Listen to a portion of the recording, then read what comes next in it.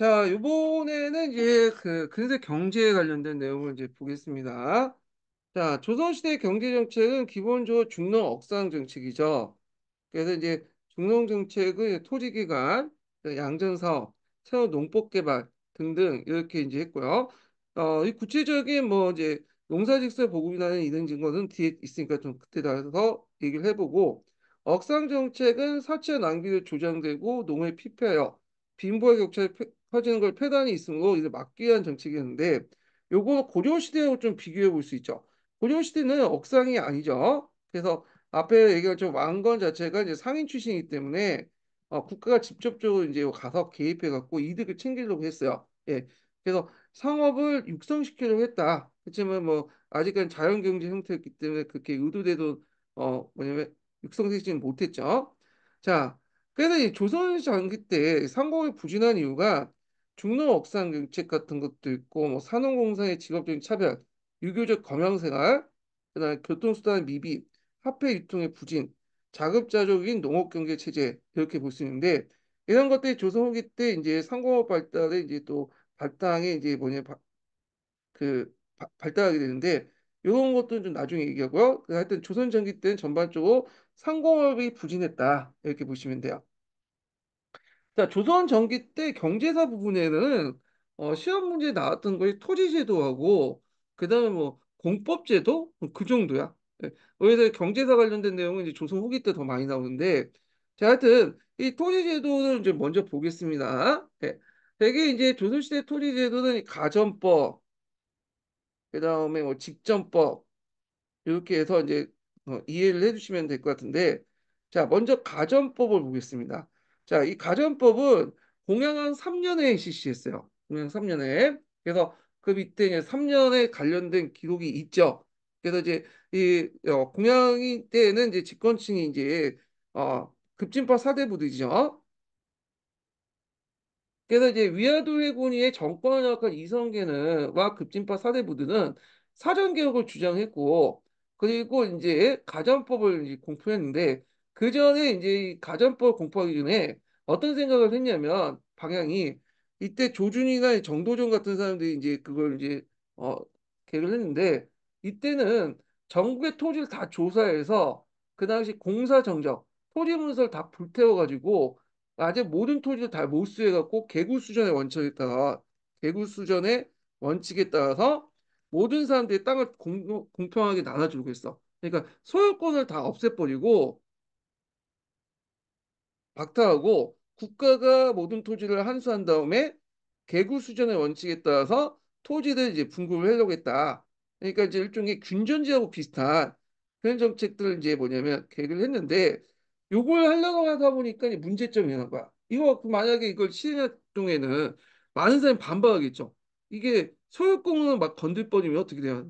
어, 반발하고 아무리 이제 그 이성계가 강력 그 무력을 갖고 있다고 해도 집단적으로 개격버리면 막을 수 없잖아요.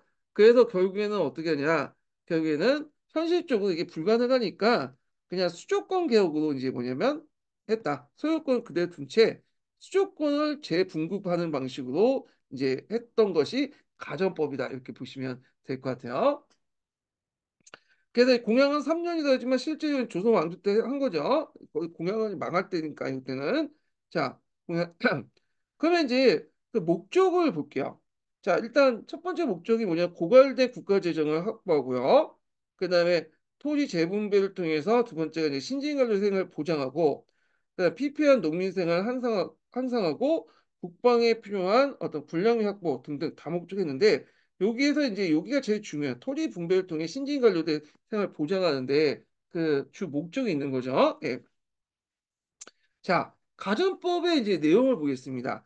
가전법의 내용은 크게 이제 가전법의 이제 지급 대상부터 이제 볼게요. 여기 보면 가전법의 지급 대상 세 가지로 이제 볼 수 있는데, 첫 번째는 문무 관리들, 그러니까 공직에 있는 문무 관리들에게 그 이상 그 대가로 뭐냐면 월급을 지급해주는 가전 자체가 이제 그 월급이잖아요. 문무 관리들 일을 할 만큼 그에 대한 대가로서 지급하는 게 가전적 성격이 있다. 예. 그래서 이제 이런 것도 있고요. 두 번째로는 주로 이제 뭐냐면 지방 한량관들 있죠. 지방 한량근들에게 군전을 지급했다라는 말이 있어요. 군전. 자, 그래서 군전이라는 것은 이제 주의할 것은 뭐냐면 실제로 수조권을 지급한 게 아니라 이건 수조권을 지급한 게 아니에요. 자신의 토지에 뭐냐면 수조권을 설정해서 면세권을 준 거야. 예. 그래서 지방 한량근들에게 면세권을 줬다. 그래서 이제 이 군전이라는 걸 좀 볼 필요가 있는데 군전하면 그 고려시대 군인전이라는 게 있잖아요. 그래서 군인전과 비슷한 토지라고 이제 똑같은 토지라 생각을 할 수 있지만 전혀 다른 거예요. 군인전이라는 것은 이제 군역에 대한 반대 국보를 준 게 군인정이고 군전은 고려 후기 때 주로 이제 뭐냐 그 당시에 몽골 어, 왜구라든지 홍건적이 쳐들어올 때 그때 이제 지방 한량한들이 이제 뭐냐면 자신의 어떤 한량 품관들이죠. 예, 얘네들이 무기를 이제 동원해가지고 병력을 동원해갖고 적을 물리치면 이 군전을 지급했었어. 그때 군전은 자기 토지의 100% 면세권을 이제 인정받은 거야. 아, 근데 이제 요거는 많이 축소된 거야. 그때 군전은. 그리고 이 군전 관련된 지급 관련된 내용들은 주로 이제 태종 때 이후부터는 없어져요. 왜냐하면 이제 양인계병의 원칙을 입각하면 뭐 군대 가는 것은 뭐냐면 국민의 당연한 의무인데 뭘 그 반대국보로 이제 군전을 지급하냐. 그래서 실제적으로 잠깐 태조 때 있었던 그 지금 내용이다 이렇게 보시면 돼요. 자, 세 번째는 이제 뭐냐면 직역을 갖고 있는 모든 사람들에게 뭐냐면 땅을 토지를 준 거죠. 이때 문무 관리뿐만 아니라 뭐 여러 가지 국가에 이제 동원된 사람도 있을 거 아니에요. 그래서 이제 항리나 공예, 영리, 군인들, 뭐 그 공장인들, 공인들 등등에게도 이제 뭐냐면 토지를 지급했다 이렇게 보시면 돼요. 물론 이제 이때 토지 지급은 면세 수조권이죠, 수조권. 수조권을 줬고 아니면 자기 토지에 이제 뭐냐면 토지를 지급한 수조권 설정 면세를 설정해 준 거죠. 그러니까 소유권을 지급한 건 아니죠. 그래서 크게 문무관리들의 가전으로서 지급했고 지방 한림관들 군전으로 지급했고 직역에 따라서 모든 그 사람들에게 토지를 지급했다. 그러면 농민들은 좀 지급했냐? 농민들은 지급을 안 했어요. 그래서 교과서에 보면 농민들을 위한 정책이라고 했는데 왜 그런 말 썼는지 잘 모르겠어요. 예. 근데 농민들은 지급 대상 아니에요. 이 사람들은. 다만 이제 그 가전법을 이제 실시하는 과정에서 이렇게 농민의 어떤 이제 여러 가지 편의한 농민들에게 유리한 제도를 이제 같이 실시했다. 그 정도만 이해를 해주시면 돼요. 이게 여기에서 가전법이 농민에 유리한 점 해가지고 가전법 자체는 농민에게 지급된 건 아니지만 그걸 지급하는 과정에서 뭐 공주율이라든지 뭐 이런 등등 그러니까 이제 세금 제도 같은 것들 그 걷는 징수 비율 이런 것들이 농민들이 유리했다 그런 식으로 이제 해석을 하시면 되겠죠. 그러면 가전법에서 이렇게 세 개의 대상으로 했는데 제일 손해보는 계층은 어떤 지방 한량간들이야. 그래서 이 지방 한량간들이 제일 손해를 봤어요. 요건 좀 이따 좀 얘기할게요. 자, 그러면 이제 가정법 지금 내용을 구체적으로 볼게요. 자, 일단은 경성에 거주하는 왕실 시하는 간원들에게 풍계떡 가전을 지급했다. 앞에 이제 문무관리들에게 이당대권 이제 월급을 지급했잖아요. 한동안 이제 뭐 전시가 체제에서는 제대로 지급이 안 됐죠. 왜? 지급할 땅이 없다 보니까. 근데 수요권을 이제 다시 재조정하는 과정에서 지급할 수 있었던 거죠. 그다음 두 번째로는 이제 지방 한량간들에게 주는 건데 법영시 시위를 하지 않은 그러니까 지방에 거주하고 있는 지방 한량간들 있죠. 이때 한량간들이라는 것은 지방의 이제 향리계층이라고 보시면 돼요. 그 당시 이제 고려 후기 때 융황풍간집이라고 있죠. 그래서 첨설직이니 뭐 동정직이니 뭐 이런 게 일종의 산직도 있어. 이런 산직들 갖고 있는 지방 유지라고 이제 보시면 되는데 본존을 몰수하는 대신에 5개월 또는 10개월의 군전을 지급하고 군역을 부과했다. 이렇게 있는데 여기는 본존이라고 하지만 엄밀히 말하면 본존보다는 본존을 이제 기반으로 어, 이게 좀 약간 근데 이게 제가 한국사 특강을 이제 뭐냐면 내용을 기반으로 했거든요. 구특강 내용인데 이거는 이제 좀 정리를 좀 해보면 어떤 내용이냐면 예전에는 이제 그 본전이 있어요. 본전.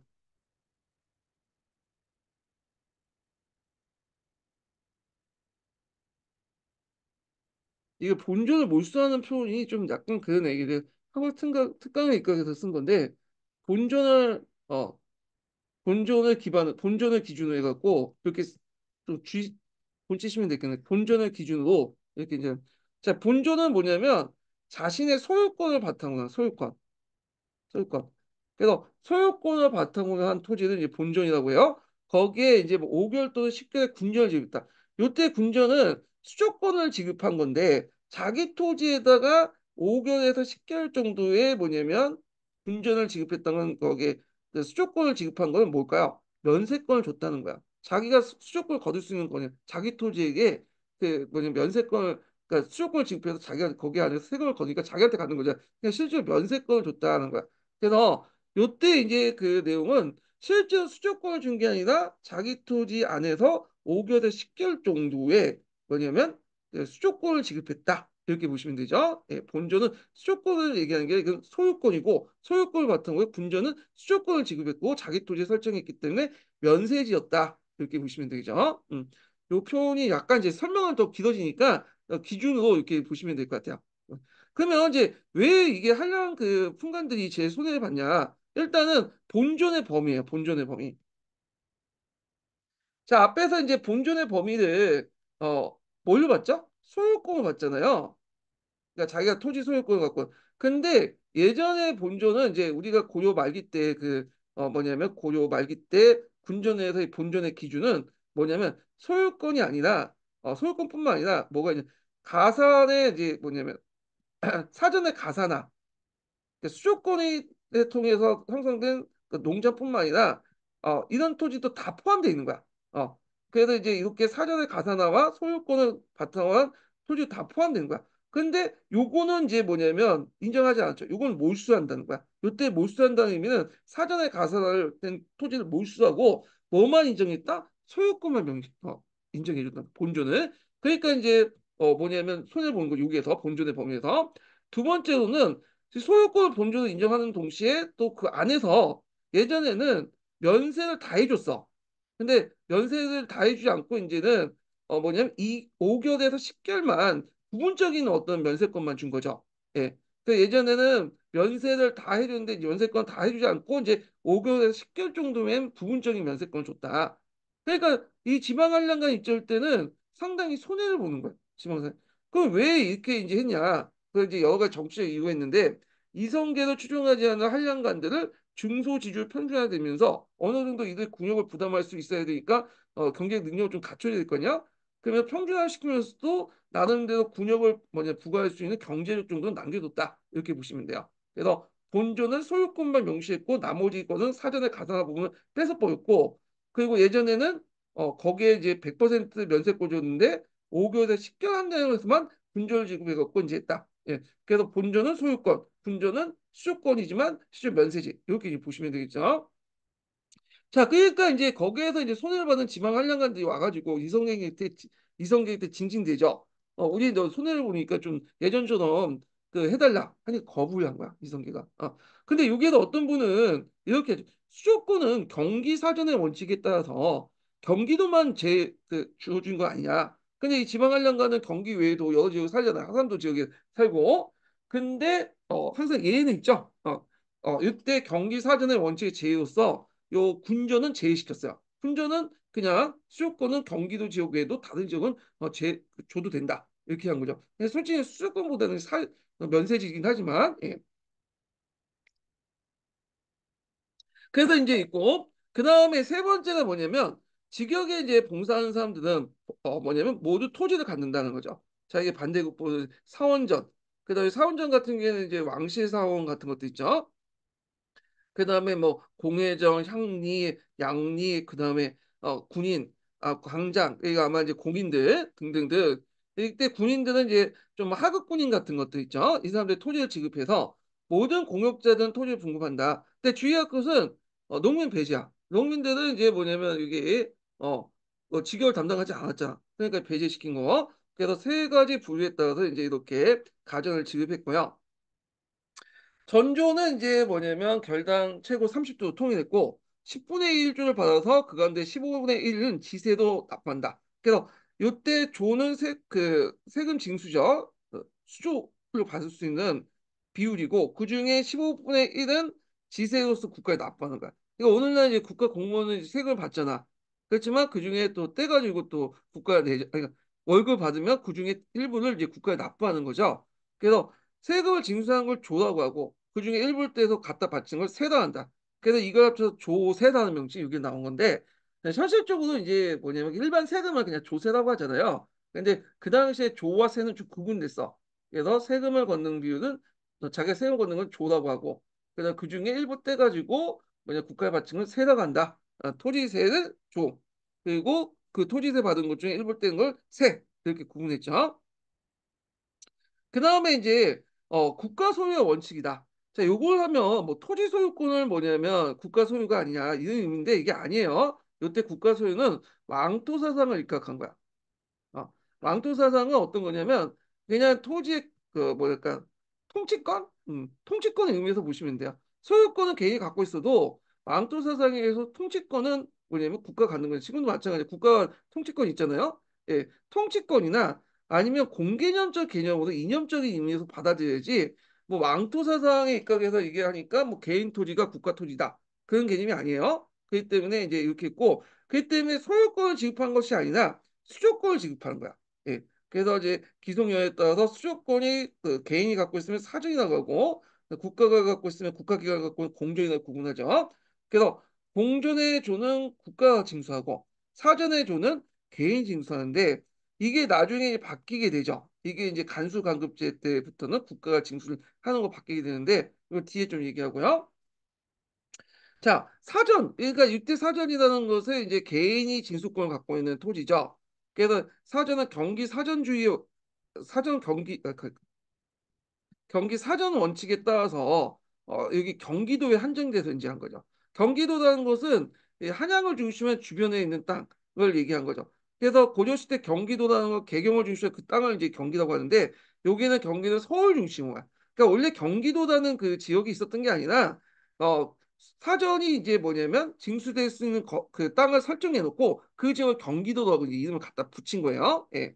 그래서 이제 경기도가 이제 뭐 그 중요한 건 아니지만 뭐 평택 지역 같은 경우에도 원래는 충청도 양강도 지역의 땅이었죠. 그런데 이제 처음에 그 경기도 안에 이제 평택을 제외시켰는데 나중에 이제 수지가 뭐냐면 부족하다 보니까 이 평택을 경기도 편입시킨 거야. 그래서 지금 평택이 경기도 안에 들어간 거죠.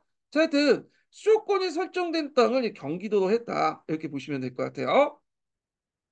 자, 그리고 이렇게 사전은 이제 뭐냐면 세습을 이제 허용하지 않죠. 일대에 한했다. 그렇지만 수신전과 후양전의 명목으로 실제로 세습된 토지가 많았다. 이렇게 보시면 되고요. 자, 그 공전은 경기도를 제외한 전국의 토지로서 수조권이 국가 관리에 수록됐고 사전의 경우에 수조권이 누구냐면 그 당시 개인에게 그 수조권을 주어진 개인에게 있다. 그러면 왜 경기도 안에서만 이렇게 이제 하게 했냐? 그 겉으로는 그 당시 이제 그 뭐냐면 겉으로는 이제 뭐냐면 그 당시 이게 잠깐 기억이 안 나네. 어. 겉으로는 이제 망실 수기한다는 어떤 정치적 원리에서 나왔지만 고려 말기 때 폐단 때문에 그래요. 고려 말기 때 이제 뭐냐면 그, 여러 지역들을 다 사전화 시켰죠. 전국을. 그러니까 사전을 지급하다 보니까 관리 통제가 안 되는 거야. 그러니까 농장이 확대되고. 그러니까 이제 경기도 지역에서 이렇게 한정돼서 사전을 주면 국가가 감시하기 편하겠죠. 농장 사전에 가산화된 형태의 농장이 확산되고 막을 수가 있겠죠. 그래서 고려기 때 그런 것들을 막기 위해서 사전에 가산화가 확대되는 걸 막기 위해서 이제 이렇게 했다. 이렇게 이제 보시면 될 것 같아요. 예. 그래서 이런 원칙은 잠깐 무너질 때도 있었지만 조선이 이제 뭐냐면 이 가전법이나 직전법 없을 때까지 계속 유지가 됐다. 이렇게 보시면 되겠죠. 자, 그러면 가전법이 농민들에게 유리하냐? 앞에서 얘기했지만 그 당시 가전법 자체는 농민들에게 지급한 토지는 없어요. 다만 이제 실시하는 과정에서 일부 농민들에게 유리한 이제 조치들이 있었다. 이렇게 이해를 해주셔야겠죠. 그래서 이제 여기 보면 일단 10분의 1의 공주를 실시했다. 세금을 10분의 1을 걷었는데 그중에 이제 15분의 1 세금을 관리가 세금 납부하죠. 이게 조라고 하고 왜냐면 세라고 하잖아요. 그러니까 이제 이 조 조치 예전에는 뭐 10분의 1 외에도 막 여러 가지 걷었는데 20분의 1, 30분 저기 뭐 20% 30% 걷었는데 이런 것들이 지켜졌다는 데 상당히 의미가 있고 그다음 변자반 수재가 금지된다. 이걸 제가 이제 교과서에 있었기 때문에 써놨는데 변자반 수재 금지가 농민들에게 유리했냐? 이건 좀 약간 그런 것 같아. 왜냐면 변자반 수재가 이제 50% 이제 징수하는 소작제잖아요. 그러니까 소작제 같은 경우에는 이제 일제 강점기나 조선 이런 것만 생각하니까 이게 농민들에게 유리한 제도가 아니라고 생각하기 때문에 병작발소에 금지하면 이게 농민들에 유리한 조치였다. 이렇게 우리식으로 생각을 해갖고 이제 적어놓은 것 같은데 예전에도 말했지만 병작반수제는 그 당시에 일반적인 토지 형태가 아니었어요. 지대 징수 형태가 아니었어요. 이 병작반수제가 일반화된 거는 16세기 중반 때요. 16세기 후반 때다. 후반때 일반화됐던 거고 그 전까지는 작게 자란 농장제 형태에서 일부 실시했던 거고 그리고 이제 지주들도 그냥 짜투리 땅을 이제 벌어두기 그러니까 이제 일부 이제 그 했던 건데 그 국가 입장 볼 때 또 이 병접반 수준은 별로 좋은 건 아니었어요. 왜냐 국가는 자영농민을 양성시키는 거잖아요.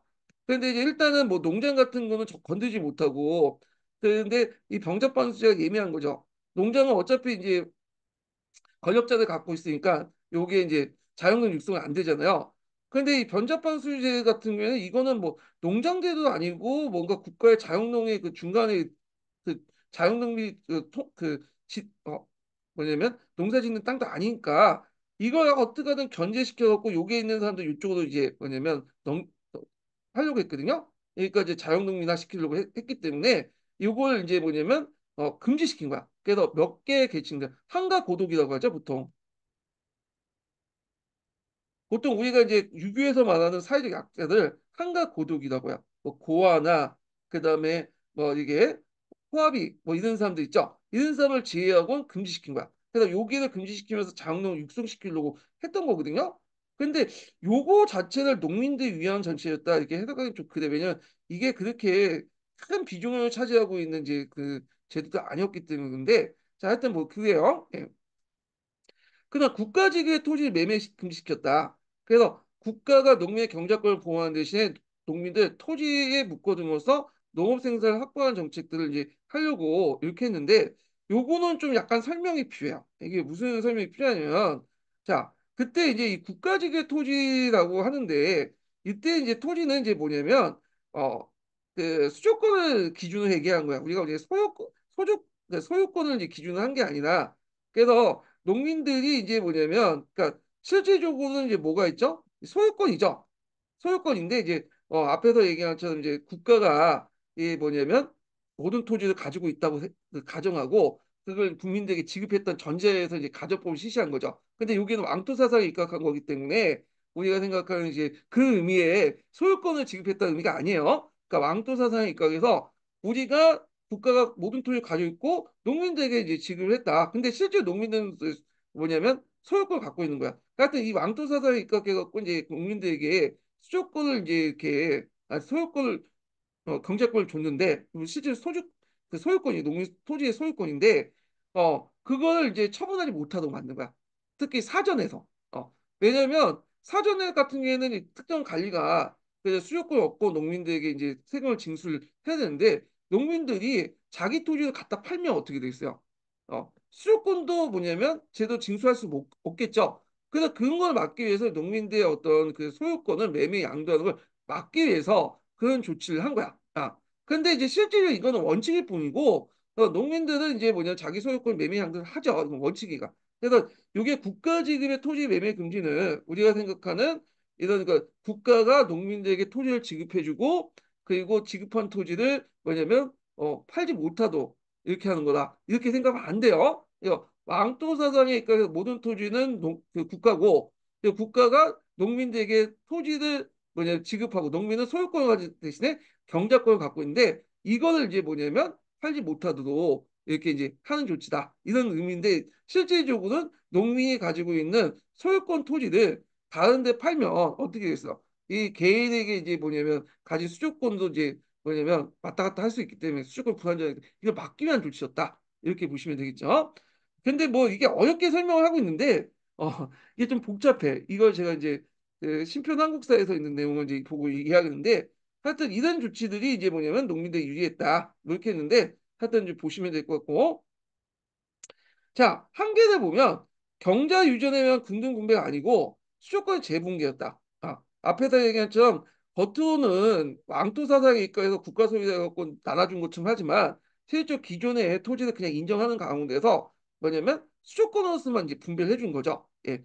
그리고 가전, 수신전, 후량전은 점차 세습됐고 특히 이제 수신전과 후량전의 명목으로 세습이 됐어요. 이게 예전에 고려시대 구분전에서 계승한 거거든요.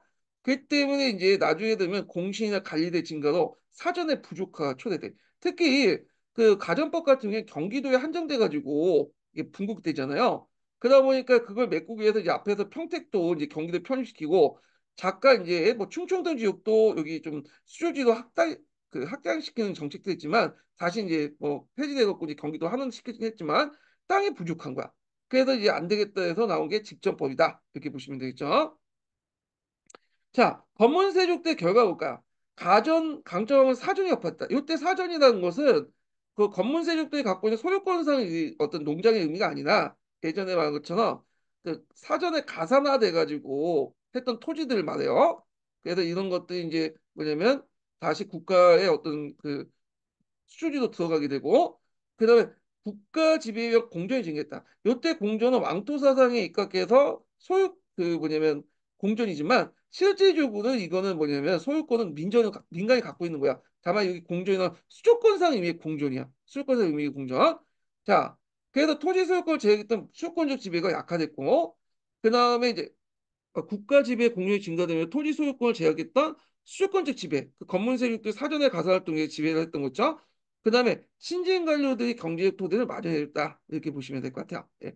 그래서 이제 가전법 관련된 내용이 있고 그 가전법이 그 농민들 유리한 점 같은 경우에는 교과서나 통론 같은 게 좀 현대적 의미에서 이제 해석을 한 것 같아. 요거나 변작관수자 금지나 국가지급의 토지 매매 금지는 이게 실제로 이제 그 왕토사상에 입각해서 그 얘기한 거고 사전에 어떤 가사나 사전 지역에서 한정돼서 농민들이 이제 소유권을 갖다 타는 것을 막는 건데 이게 농민 보호 대신에 이건 이제 일종의 수조권자를 보호하는 의미도 있다. 그냥 농민들이 왔다 갔다 수조 매매를 하면 좀 문제가 생기니까 그런데 하여튼 뭐 그런 식으로 해석을 할 수 있다는 거죠. 근데 암기할 때는 그렇게 암기해 두세요. 이거는 그냥 제가 이거 해석한 거고 이건 뭐 제가 이거 어저께 뭐 판단할 부분은 아니고 그냥 만약에 그 취재자가 들어가면 어차피 교과서나 통론을 가지고 얘기를 할 거니까 그냥 암기해 두세요. 그냥. 예. 제가 설명한 부분은 그냥 이해하고 설명하시고 요거는 적어 놓은 건 제가 이제 교과서나 통론 입각에 적어 놓으니까 거기에 입각해서 쓰시면 될 것 같아요. 그냥. 예. 자, 그다음에 이제 이렇게 있고 그다음에 직전법 관련된 내용을 이제 좀 보겠습니다. 예. 자, 직전법은 이제 언제 실시됐냐면 세조 때 실시됐죠. 세조 때. 그래서 이제 직전번 세종대 시시했는데 조선 전기 때 현직 관리에게는 수주지를 분급한 토지제도가 직전법이다. 아, 그래서 이제 있는데 배경을 보면 자 수신전 후량지원 명목으로 토지 수조권이 세습되면서 경기도에 지급할 가전이 부족했다는 거. 그리고 이제 가전을 둘러싸고 양반 관리의 다툼이 있었고 전주 전객제의 갈등, 지주전우지 학살. 이게 이제 좀 보면 잠깐 자, 전주 전객의 이제 개념을 알려면 토지 소유권하고 수요권의 개념을 좀 아셔야 되겠죠. 수요권하고 소유권은 이제 관계를 보면 수요권은 이제 왕토 사상에 입각해서 이제 국가가 모든 토지에 주인한 걸 입각해서 이제 한 거지만 실제 소유권을 가진 게 아니라 수요권을 가진 거죠. 그래서 수요권을 갖고 있는데 수요권을 갖고 있는 그 사람을 전주라고 하고요. 그다음에 수요권을 갖다 바치는 사람을 정객이라고 해요. 이 정객은 이제 소유권을 갖고 있는 사람이죠. 예. 소유권 관련돼서 이제 소유권을 이제 갖고 있는 사람은 지주라고 하고, 그 소유권은 이제 그 없이 이제 뭐냐면 땅을 빌린 사람을 전호라고 하죠. 전호와 지주의 이렇게 관계 이렇게 보는데 정객은 전주한테 뭘 갖다 바치는 거야? 조를 갖다 바치는 세금을 지세를 일종의 갖다 바치는 거고, 그 다음에 전호는 지주한테 땅을 빌리면 뭘 받아? 지대를 이제 이렇게 가는 거죠. 그런데 시간이 지나면서 이런 두 대 관계, 정근대 씨의 토지 소유 관계 이제 두 개가 이제 양축이었는데 지주전호제가 점점 올라가고 지대 비중이 중요, 전조의 비중이 점점 줄어들게 돼요. 그래서 이때 가전법부터 해서 직전법, 그 다음에 가전법 체제는 이 직전법, 그 삼, 직전법이 이제 뭉개지는, 그 직전법이 사무화되는 그런 체인데, 요 과정을 이제 거치면서 전주정객제는 없어지게 되고, 그리고 지주전호제가 대세가 되면서 뭐가 확대됐다? 농장이 확대됐다. 이렇게 보시면 되겠죠. 예. 그래서 이제 요 내용인데, 자, 그러면 이제 계속 읽어보겠습니다. 그러니까 전주 정객이라는 것은 이제 수조권을 바탕으로 해서 수조권을 갖고 있는 이제 일반 관리들이나 뭐 국가 기관도 여기에 속할 수 있겠죠. 정객은 이제 뭐 농민들, 여기 뭐 지주들 이런 것도 있죠. 그다음에 이제 앞에서 지주존호제, 지주존호제는 이제 농장기재 같은 이제 소유권을 바탕으로 하는 형태죠. 자, 이런 등등 해가지고 그다음에 농민 경제 발달했던 토지 소유자인 정객의 권리와 사적 소유권이 안정되는 가는 추세가 반영되면서 이제는 이제 그 정객이 이제 자기 땅에 가서 전주가 자기 땅에 가서 수조를 이제 받아가는데 그거에 대해 불만을 가질 수밖에 없고 거기에다 이제 원칙적으로 가져가면 또 모르겠는데 더 많이 가져가니까 그거에 대해서 이제 불만이 있겠죠. 자, 그래서 이런 등등의 배경으로 해가지고 결국에 직전법이 이제 실시했는데 그 목적을 볼게요. 이건 배경이고 이제 목적 보면 양반 지배세력과 토지 점유 상태를 단절시키고요. 그래서 토지 점유라는 것은 수조권을 바탕으로 한 이제 내용이죠. 그래서 양반 지배세력과 이 어떤 특정한 토지를 수신자 호량적 문구에 놓고 가산화시킨 것을 단절시키고 그 양반의 경제적 약함인 국가재정 확보, 세조의 집권 과정에 도와준 관료들의 경제적 기반을 마련한 거야. 왜냐하면 세조의 집권 과정에 불만 있는 사람들은 다 낙향해 버스를 버리고 갈 거 아니야. 그런 퇴직 관료들에게 줄 필요 없다 그거죠. 예. 자, 그러면 이제 이렇게 하다 보니까 자신이 이제 뭐냐면 집권할 때, 그러니까 자신의 간직을 이제 가지고 있을 때, 힘이 있을 때, 이제 뭐냐면, 어, 땅을 사두는 게 있겠죠. 왜냐하면 현직에 물러나면 이제 퇴직금이 없잖아. 안 주잖아. 그러다 보니까 자기가 이제 권력을 가지고 있대 농장을 토지를 소유하면서 농장이 확대돼요. 이때 농장은 작게 자라는 형태의 농장이에요. 그래서 이제 정객제 대신에 지주존호제가 확산되고요. 그리고 농민들이 이제 뭐냐면 그 작계제 토지 형태가 이제 확산되면서 몰락하면서 유민이 발생된다. 이렇게 기억을 해두시면 돼요. 그래서 집전법 실시나 그다음에 요 가전법 체제, 집전법 폐지, 사문화됐던 그 시점, 이 두 시점을 계기로 해서 농장이 확대됐다. 사후에 퇴직 후에 자신이 이제 뭐냐 노후를 이제 마련하기 위해서 자기가 권력을 장악할 때 이제 땅을 막 사들여서 농장을 확대시키는 방식이 됐고 그 과정에서 대규 유민들이 발생했다 이렇게 기억을 해두시면 될 것 같아요. 여기에 자 그리고 간수간급제를 보겠습니다. 자 간수간급제 같은 경우에는 이제 앞에 고전 가전법이나 직전법은 토지제도잖아요. 근데 간수간급제는 직전법 아래 실시됐던 세금 징수제도예요. 세금 징수제도. 이게 토지제도가 아니다. 예. 그래서 이제 이 가전법 때는 그 앞에서 이제 뭐라고 했죠? 공정 같은 경우에는 국가기관이 걷지만 그래도 사전 같은 경우에 개인이 이제 징수를 한다고 했잖아요. 예. 근데 개인이 징수하는 과정을 이제 좀 보면요. 먼저 답헌을 해요. 답헌. 그래서 전주답헌이라고 해서 이제 개인이 와가지고 이제 쭉 답헌을 하고 나서 거기에 세금을 깎아주고 이제 세금을 징수를 한단 말이에요. 징수. 어. 근데 이 전주다표는 여러 가지 문제점이 있어갖고 결국에는 이제 나중에 간다표로 바뀌어. 국가가 이제 뭐냐면 주도를 해갖고 이제 하기 때문에 그래서 간에서 다폰에서 세금을 이제 딱 정하면 여기에서 이제 징수를 하는 거는 이제 뭐냐면 관리가 하는 거야. 그래서 이 전주다표 그 간다표 바뀌고 나서 그 다음에 이 다폰 권한도 없어지고 그리고 징수 권한이 나와 있었는데 이 징수 권한이 없어진 게 간수강급제야. 예. 그 답변이 이제 간답변으로 바뀌니까 그 간수간급제 왜 실시냐 그 이해를 못 하시는 분도 있더라고요. 답변하고 그 다음에 징수는 구별해야 돼. 이건 나중에 공법제도 할 때 좀 얘기할게요. 그래서 답변은 이미 간으로 넘어갔고 간에서 정하는 이제 세금은 그 누구예요? 관리가 하는데 세금을 징수하는 과정에서 자기 권력을 이용해 갖고 이제 뭐 여러 가지 일을 시킬 수 있고 또 뭐냐면 또 그 뭐 원래 징수액보다 더 많이 거둘 수 있잖아요. 예. 그래서 이런 것들이 문제점이 일어나니까 간수간급제를 이게 뭐냐면 실시한 거다. 이렇게 보시면 되겠죠.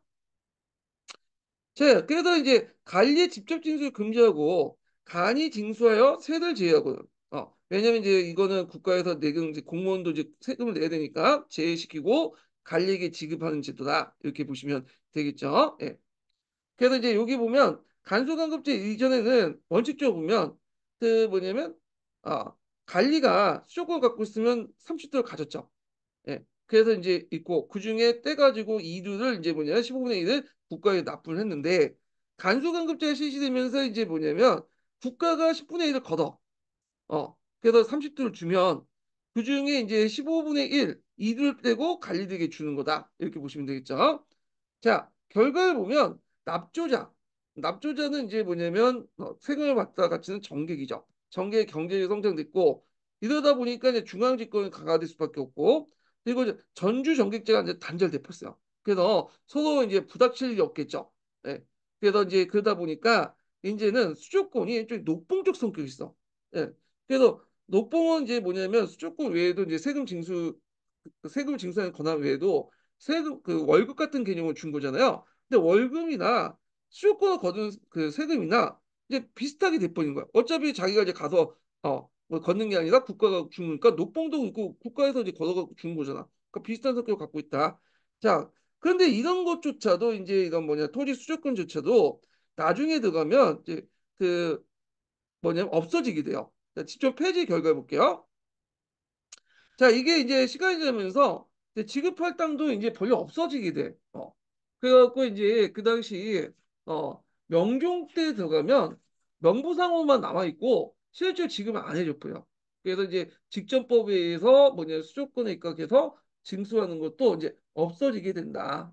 그래서 실제로 이제 뭐만 남게 되냐면 지주전호제는 남게 되고 명종 이후부터는 이제 뭐냐면 실질적으로 이제 세금을 이제 뭐냐면 안 걷죠. 그러다 보니까 이 전주전국계가 없어지고 일부 간두전만 이제 남아돼.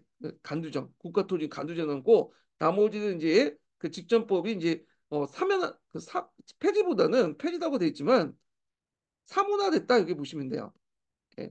그래서 형식상은 남아있지만 실제로 세금을 걷어서 준 게 아니라 왜냐하면 안 주기 때문에 사문화시켜서 실제로 이 가전법 체제가 붕괴됐다. 집전법도 이제 가전법 안에 있는 거잖아요. 그래서 이제 이렇게 보고 그러면서 이제 더 뭐냐면 어디에 집착할 수밖에 없어요. 지배층이 농장에 집착할 수 없겠죠. 그래서 자기가 이제 토지 소유권을 아예 갖고 이제 농장을 확대시키는 어떤 결과를 했다. 그래서 직접법 실시나 직접법 그 폐지나 다 농장 확대 연결됐다는 걸 좀 기억을 해두시면 될 것 같아요. 그래서 관리의 보수는 높음만 지급하고요. 그러다 보니까 이제 자기가 이제 권력을 장악할 때 뭐냐 토지 소유권 확보하는 것에 농장이 확대됐고 사적 소유권이 집중되고 그리고 이제 이런 내용들 좀 기억을 해주시고 그리고 이렇게 하면서 국가 농민은 직접 지배권이 강화됐다. 이게 이제 농장 확대하고 사적 소유권에 집중하고는 좀 안 맞는 것 같지만 이게 배분되잖아요. 근데 요거는 이제 뭐냐면 국가의 어떤 지배권 약한 측면도 있지만 또 한편으로는 수요권이 박탈되면 수요권이 없어지면서 이제 국가가 직접 이제 뭐냐면 농민을 지배하게 되죠. 예. 그래서 이제 왜냐면 중간에 이제 그 관리가 없어지게 되잖아요. 수요권을 갖고 있는 관리가 그런 의미에서 이제 해석할 수 있다. 그러니까 두 가지 연이 동시에 존재했다 보시면 돼요.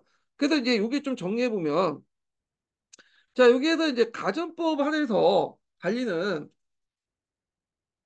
그 조를 이제 농민들에게 조를 받죠. 그중에 일부는 이제 세를 때가 갖다 바치고요. 간수간급제 같은 경우에 농민들이 이제 하면 국가가 세를 이제 제외시키고 조를 지급하는 건데 집정법 폐지되면 관리가 이제 바뀌어. 이때 관리와 농민의 관계는 전주와 정객이죠. 근데 이제 이때 관리는 이제 지주가 되는 거야.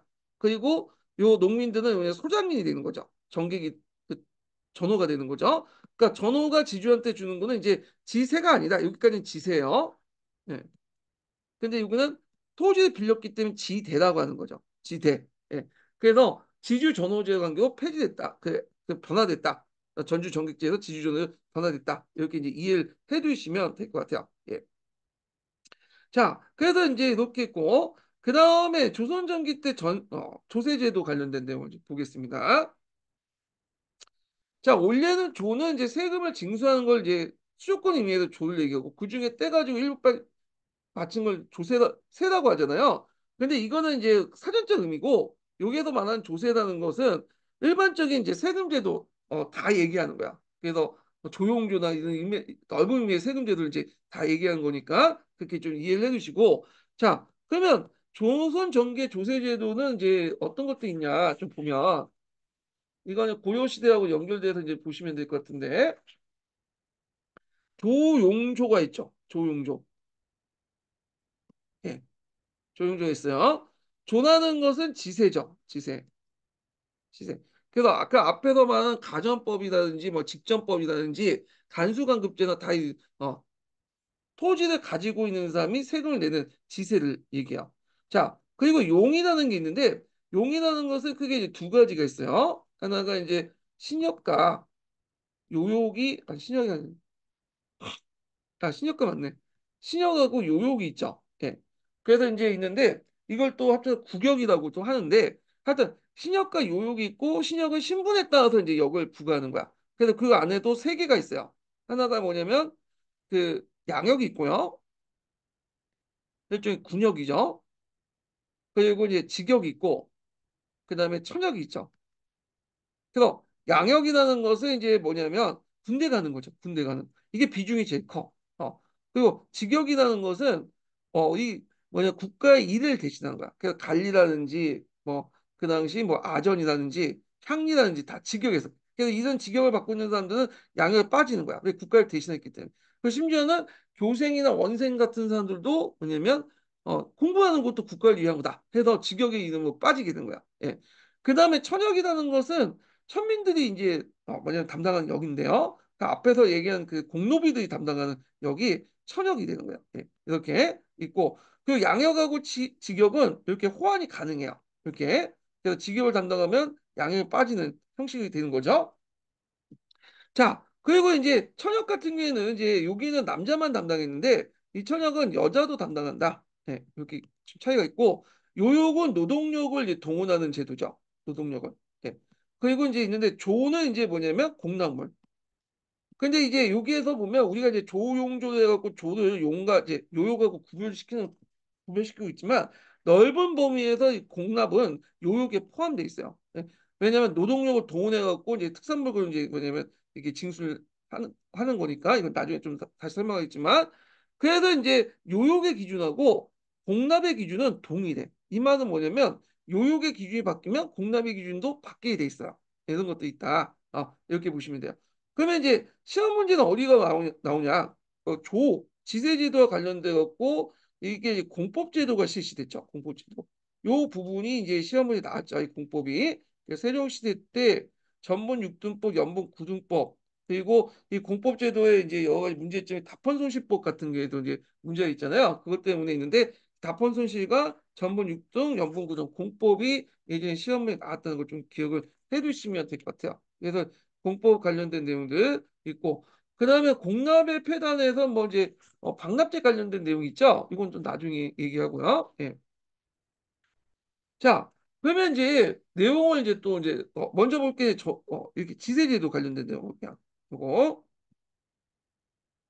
자, 요거 하기 전에 마지막 인증번호 알려드리겠습니다. 마지막 인증번호는 21번입니다. 예, 마지막 인증번호 21번이에요.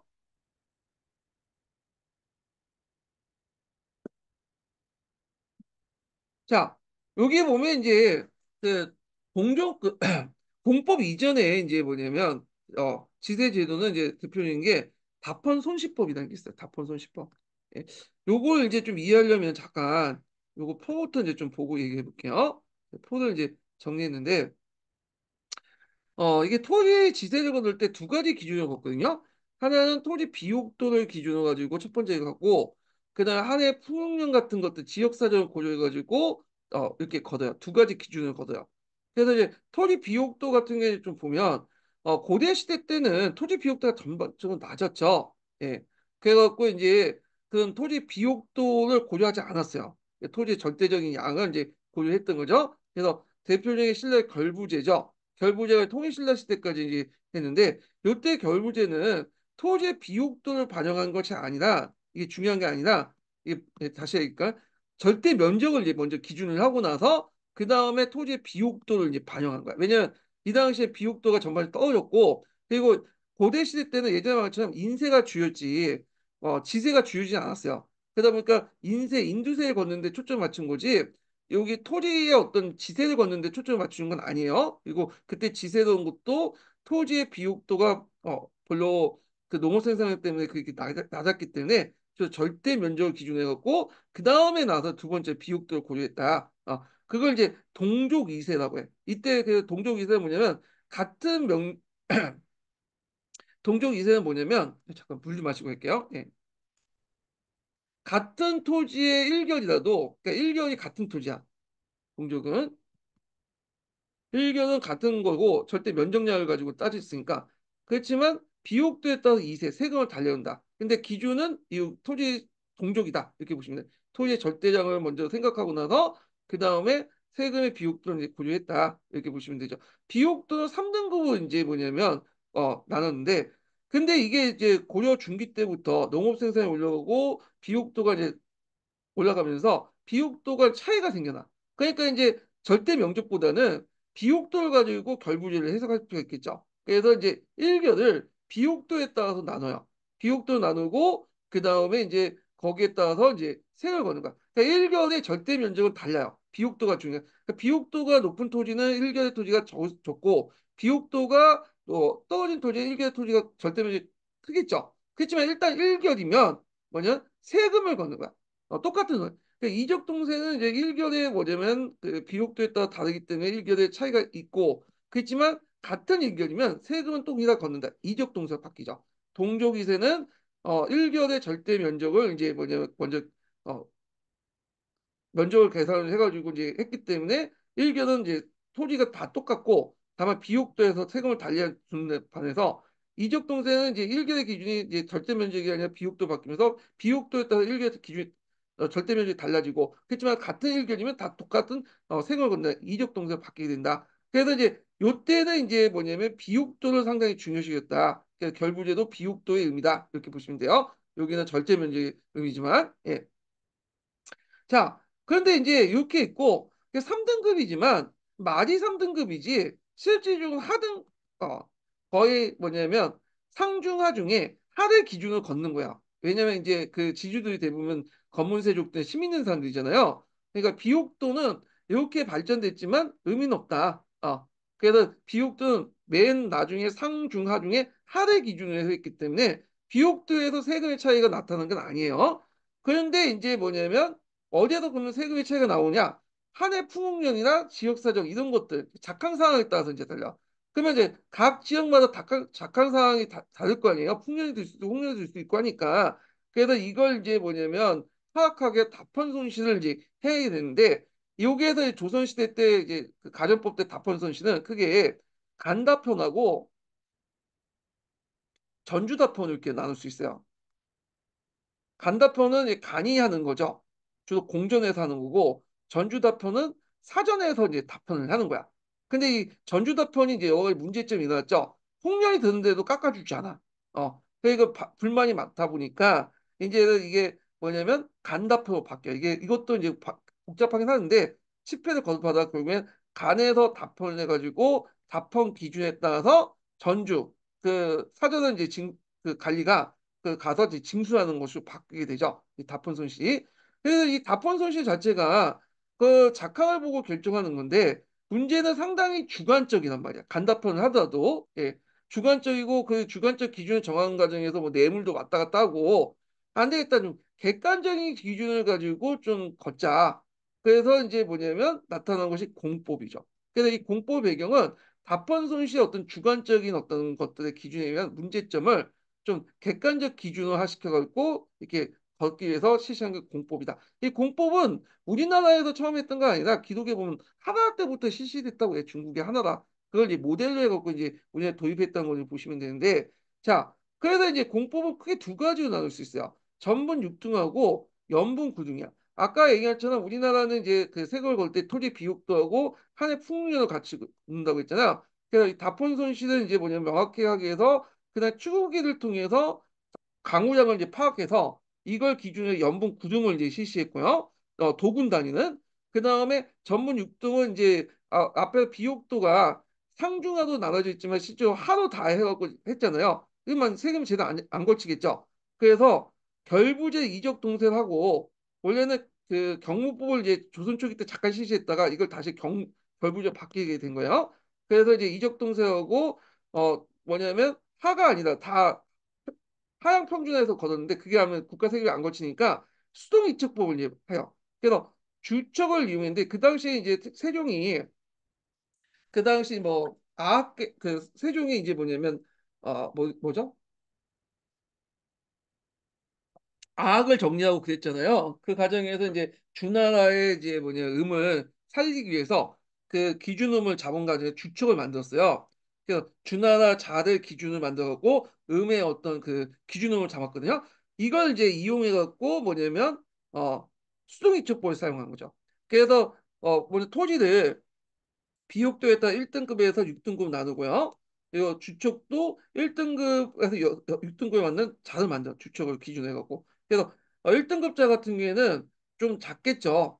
근데 6등급자는 좀 길죠. 이런 식으로 해서 이제 각기 다른 자를 가지고 1등급에서 6등급을 이제 재는 수성이첩법을 만들어서 좀 더 정확하게 이제 토지의 비옥도를 쟀고, 그래서 전반적으로 이제 이게 토지의 비율도에 따라서 세금이 올라갔다. 이렇게 보시면 돼요. 예.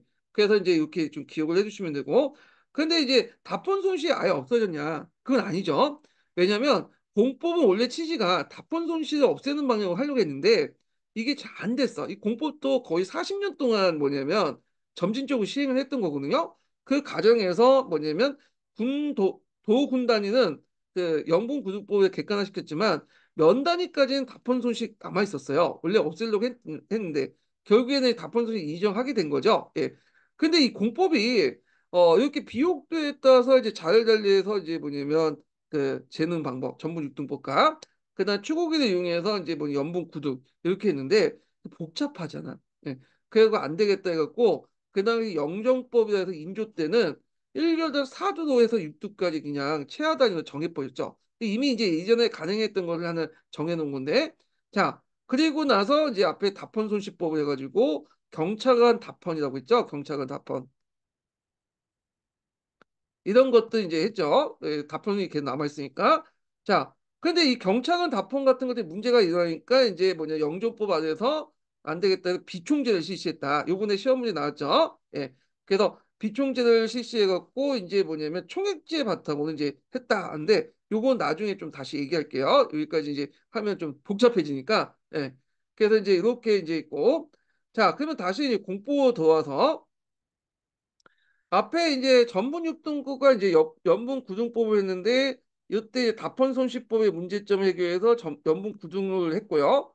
예, 그 9년 단위는 이제 답헌 그 추구기에서 객관적인 기준에 따라서 구등을 나눴죠. 구등으로.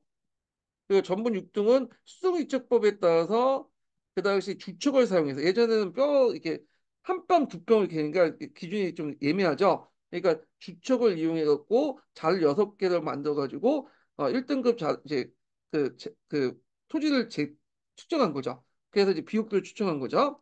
자, 그 목적을 보면 토지 생산에 이제 생산에 대응해서 풍년과 풍년의 정도에 따라 조세를 반영했고 답헌 손실 시행 과정에 나타난 폐단을 시정하고 농민의 부담을 간소화하려고 했다. 그래서 내용을 보면요. 요거 예전에 한번 시험에 나왔던 거죠. 그래서 토지 비옥도에 6등급을 분류하고 한 해 강우량에 따라 9등급을 분류해서 세액을 차등으로 걷는 방식이다. 측량 기준은 경무법에서 결부법을 이제 하는 애인데 앞에서 얘기했지만 경무법을 조선 초기 때 잠깐 실시했어요. 조선 초기 때. 조선 초기 때. 이거는 절대 면적이죠.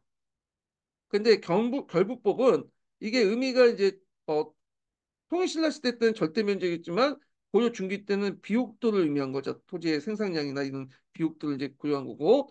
자, 측정 방법도 예전에는 어, 손마디 길이를 했는데 빰을 가지고 했는데 이게 한 주관적이잖아요. 그러니까 이제 앞에서 말한 것처럼 주축을 만들었다. 주나라의 그 자를 기준하는데 이거는 앞에서 이제 그 대성학이나 뭐 아학 정리하는 과정에서 만든 기준음을 만들기 위해서 주나 그 자를 만들었는데 이걸 이제 토지제도에 인용한 거다. 바꾼 거다. 이렇게 보시면 돼요. 그러니까 이걸 바탕으로 해서 수동이첩법을 했다. 자를 6개를 돌려서 각기 다른 자를 가지고 비율을 계산했다. 이렇게 보시면 되는데 자 여기에서 좀 눈여볼 게 공법개혁 과정에서 여론조사를 했다는 거야. 예전에는 그냥 딱 정하면 위에서 정하면 아랫 사람들 그냥 따라야 되잖아요. 근데 그걸 실시하는 과정에서 여론조사를 했다. 그래서 이제 이렇게 이제 이게 상당히 의미가 있죠. 그래서 소통의 어떤 대왕이다 하는 말이 여기에서 나온 거야. 예. 그래서 이제 이거 있고 그 과정에서 10년 동안 또 이제 조사를 하고 또 결정한 가운데서 40년 동안 이제 점진적으로 실시했다. 그러니까 정책을 위반하는 과정이 10년이고 그걸 추진하면서 이제 했던 게 40년이죠. 뭐 세종 죽은 이후에 이제 계속하다가 이제 했으니까. 예. 자, 그런 내용들 파악을 해두시면 될 것 같고요. 그 다음에 연봉 구동 같은 한 해 풍년을 기준으로 이제 하는 거잖아요. 그래서 이제 조세 공등과 감면, 그 다음에 중간 부정을 막아서 손흥민의 경영을 안정에 굳건히 추진한다. 그래서 이제 그 면 단위에서 이제 매년 풍요의 등급에 따라서 20분의 1로 이제 최고 10도 20도 했다. 그래서 10분의 1보다 20분의 1이 상당히 이제 뭐냐 적은 비율로 이제 세금을 걷는 거 걷잖아요. 근데 이거는 좀 문제가 있어. 왜냐면 이게 연봉 구등에 의해서 세금 비율이 낮아졌다고 보지만 실제 전분 6등에서 이게 세금의 그 등급이 올라갔어. 예전에 다 3등급이었는데 이제는 뭐 4등증, 3등증, 2등증 올라 보니까 실제 걷는 세금은 뭐냐면 더 많아졌다 보시면 돼요. 예. 그리고 요게 최고 20대에서 최하 4두지만 실행하는 과정에서 복잡해지니까 대개 4두에서 6두 정도 이제 걷게 되죠. 가능상. 그런 것들이 이제 제도화된 것이 영정법이다. 이렇게 보시면 돼요. 그렇다고 해서 이제 이렇게 해서 뭐 그 우리가 하는 답헌 손실이 다 없어졌냐? 그건 아니죠. 답헌 손실은 계속 남아 있어요. 예. 그래갖고 그 뭐냐면 앞에서 얘기한 것처럼 여기 되게 이제 그 도군 단위로 이제 해가지고 할 때 도군 단위가 내가 면 단위 지역이에요. 도군 단위니까 이제 면까지 포함되고 이게 제가 잘못 설명하는데 그래서 도군 단위까지 면까지는 이제 뭐냐면 연봉구독범을 실시하는데 면 단위 지역 이하 이렇게 보시면 되겠네. 예. 면 단위 지역 이하는 이제 답헌 손실이 계속 남아 있었다. 이렇게 보시면 될 것 같고요. 예.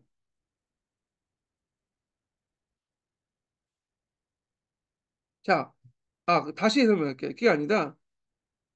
다시 설명할게. 이게 맞아, 이거. 헷갈렸어. 네. 그래서 도군 단위까지는 추구기도 했고, 다시 설명할게요. 이게 맞아요. 예. 답변 손실은 면 단위는 답변 손실을 했다는 거야. 예. 그래서 이제 여기까지, 여기에서는 이제 객관적인 기준하고 면 단위 이하까지, 면 단위까지는 이게 뭐냐면 답변 손실로 했다. 이 두 개를 이제 같이 했고, 그래서 답변 손실이 완전히 없어지진 않았다. 이렇게 보시면 돼요. 예. 면단이 매년 풍년 등급에 따라서 20분의 1에 최고 20도에 40도 하는데 이때 9년 단위까지는 답변 손실을 바탕으로 9등급 나누고 면 단위는 이 9등급 안에서 답변 손실을 했다. 이렇게 이제 기억을 해두시면 되고 자 그래서 의의는 조선 초기에 성취된 과학기술 발달을 보완했다. 추구기술 기준으로 해서 9년 단위까지는 이제 이렇게 나눴다는 거죠. 그렇지만 이게 이제 공법 실시 과정에서 관리의 부정부패도 많고 또 이제 땅을 많이 갖고 있는 사람들이 되게 어떤 사람들이에요? 이 시추이죠. 그러니까 이제 양반 지주들이야. 그러니까 4두에서 6두도 해갖고 그냥 걷었다. 하향 등급 여기 맞춰가지고 이렇게 이제 보시면 되고요. 자, 전번 6등은 이제 여기 비용도 관련된 거잖아. 그래서 이제 1등급에서 6등급자를 달리해서 수등이처법을 했는데 이 토지 측량 과정이 번거롭고 관리 부정부패가 많고 그 다음에 이제 결의 실문적인 축소했는데 원래는 다 하등급이었죠. 3등급 나눌 때는 이게 다 하등급을 취급해갖고 했는데 이게 이제 뭐냐면 세밀하게 1등급부터 6등급 하니까 예전에 하등급 땅이 뭐 5등급, 4등급, 3등급 이렇게 올라가는 거야. 그러다 보니까 실제 세금은 20분의 1로 감소됐다고 하지만 여기에서 이미 이제 뭐냐 등급이 올라가기 때문에 세금이 더 걷었다는 거죠. 그래서 이제 여러 가지 문제점이 일어나니까 복잡하고 하니까 이게 이제 뭐냐면 곤칭계 양척 동일법이야. 잠깐 이 표를 보면 앞에서 연봉 구등법으로 곤친 게 영정법이고 영정법에 이제 경차관 이제 답헌제도가 문제되니까 여기 곤친 게 이제 영조 때 비총제잖아요. 근데 이제 이 전분 6등법 같은 경우에는 이것도 이제 여러 가지 앞에서 말한 것처럼 이제 복잡하고 하니까 이게 뭐냐면 양척 동일법 바뀌었어요. 양척 동일법은 그 자를 6개를 둬서 이제 측정하는 게 아니라 한 개를 자를 기준으로 해가지고 1등급 자를 기준으로 해가지고 뭐냐면 6등급을 깎아내는 거죠. 15부씩. 그래서 애들 1등급자에서 이제 뭐냐면 1결이 나오면 여기에서 이제 깎아서 85부, 2등급 등급에 따라서 뭐 15, 60부 이런 식으로 해서 1등급자들 기준으로 해갖고 15부씩 가나시해서 이제 감해서 이제 등급에 따라서 감하는 제도다. 그러니까 양적 동일법이나 그다음 수동이처법의 결과값은 똑같아요. 근데 재는 방법이 다르다. 재는 법은 6개 제를 서 각기 자는 게 아니라 한 개를 1등급 잘 기준으로 해서 15분씩 감하는 방식으로 했다. 다만 이제 측정 면적이 비옥도가 아니라 면적을 중심으로 했다. 그렇다고 해서 이제 결부제가 동족이서 바뀐 게 아니라 면적 중심으로 이제 체감을 했다는 거야. 이런 것도 이제 좀 다르다. 그지만 결과값은 똑같다는데, 자, 조선후기 때 이제 양척도구법이 실시됐다고 했는데 이 실시 시기에 대해서 그 좀 주의할 게 뭐냐면 심포셈이나 그다음에 한국 통로는 어떻게 됐냐면 인조 때 실시된 걸로 돼 있거든요. 근데 이게 아니에요. 인조 때 실시된 것은 이제 일부분에서 이제 실시됐던 거고 시범적으로 이게 정착된 건 호종 때야. 그래서 정확한 호종 때 뭐냐면 정착화돼서 전국화됐다. 이 전국화 시점은 호종 때라는 걸 기억을 해두시면 될 것 같고요. 예. 그래서 이제 이렇게 해서 이제 전문 6등법, 연봉 9등법 이제 되는데 간단히 설명했고 공법의 한계가 되게 많죠. 일단 농사홍표의 고유에도 세액을 조정 답헌 손실 규정에서 엄격한 의미의 정액세전 달라지게 되고 원래는 그 공법에서 답헌 손실 빼려고 했죠. 근데 실행하는 과정에서 빼지 못하고 면 단위까지는 이제 집어넣게 되죠. 이게 상당히 뭐냐면 기준이 상당히 예민하잖아요. 자, 그 토지를 많이 소유한 지배계층 이해와 밀접한 관계를 가지고 있는 토지세 정도를 개혁했으면서도 결국 그러니까 토지를 많이 소유한 지배계층의 이해와 밀접한 관계를 가진 토지세 제도를 개혁했음에도 결국 개혁에 의해 상실했다. 왜냐하면 앞에서 얘기한 것처럼 실제 세금을 이런 식으로 걷지 않았죠. 그래서 앞에 연분 구등법 같은 경우에 4도에서 6도 걷고 그다음에 답헌 손실을 이제 없앤다고 해서 면단위 답헌 손실이 계속 남아있고 그다음에 힘 있는 사람들은 일반 양발지주들은 자신의 토지를 좀 약간 낮게 평가해가지고 좀 세금을 덕게 하고 그다음에 또 그 뭐냐면 힘없는 사람들에게 어느 비옥 그 토지가 뭐냐면 좀 천박하더라도 상당히 뭐냐 비옥도 높게 하거나 그냥 잘 깎아주지 않거나 자 이런 식으로 해가지고 이제 뭐냐면 빠져나갔다는 거죠. 그러니까 이제 이런 것들 문제점이 있고 그 밑에 디귿과 니을 관련된 내용이야. 토지의 등급을 채정할 때 시민의 지주에 따르면 비옥하더라도 토지에 5, 6금을 매겨주고 농민의 매매한 땅은 실제보다 높이 등급을 매겨주고 연분 구등법도 아까처럼 것처럼 이게 그 뭐냐 답변 손실 관련된 내용을 이제 얘기하잖아요. 그래서 답변 손실 관련된 내용이 도나 그 뭐냐면 그 군 단위까지만 이제 얘기하는 거고 그 뭐냐 읍이나 면 단위 같은 경우에는 이게 답변 손실이 계속 답변 손실 치고기를 이제 바탕으로 한 거는 군과 이제 도 단위로 한 거고 답변 손실을 하는 것이 읍과 면 단위는 계속 남아 있었거든요. 예. 그래서 그러다 보니까 이게 이제 이 답변 손실 그대로 적용해서 힘 있는 자들 같은 경우에는 많이 깎아주고 그다음에 힘 없는 사람들은 덜 깎아주는 그런 방식의 문제점이 생겼죠. 그래서 등등등 해가지고 결국에는 이제 이런 것들이 제대로 운영이 안 됐다 이렇게 보시면 돼요. 예.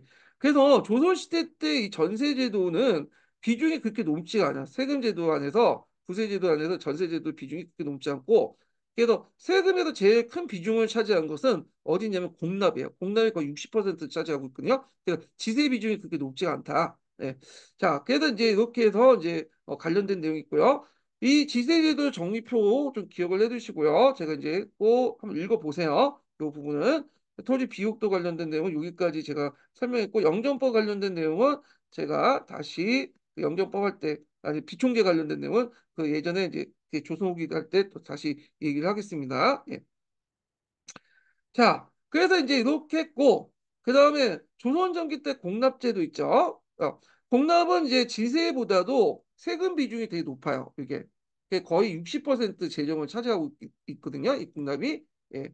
그래서 이것도 이제 근데 이 공납 같은 경우에는 대동법이나 뭐 이런 것들이 중요한데 여기는 조선전기 때는 이제 주로 대동법 이전에 공납의 문제 대동법 이전에 박날 폐단이 있었죠. 그래서 박날 폐단을 중심으로 좀 봐주시는 것도 좋을 것 같은데, 자, 요 부분은 이제 좀 다음 시간에 진행을 하도록 하겠습니다. 요 부분은요. 예. 오늘 강의 듣느라 수고하셨고요. 예. 다음 시간에 뵙겠습니다.